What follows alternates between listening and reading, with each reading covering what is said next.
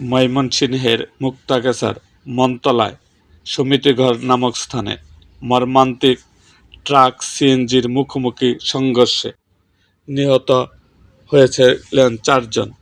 এদের মধ্যে 2 জন মা-মেয়ে ছিলেন। গতকাল মঙ্গলবার এই মা-মেয়ের জানাজার নামাজ বাদ জোহর তার নিজ বাড়িতে অনুষ্ঠিত হয়। তাদের এই মৃত্যুতে এলাকা জুড়ে শোকের ছায়া নেমে এসেছে।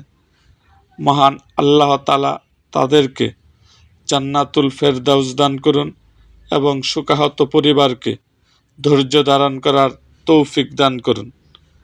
সবাইকে তাদের জন্য দোয়ার আহ্বান জানিয়েছেন তার পরিবার। এরকম আরও ভিডিও পেতে এবং রাজনৈতিক অঙ্গনের নানা ঘটনা ও ইতিহাস জানতে আমাদের মুক্তাগাছার ইতিহাস মিডিয়া ইউটিউব চ্যানেলটিকে সাবস্ক্রাইব করুন এবং পাশে থাকা বেল আইকনটি বাজিয়ে দিন।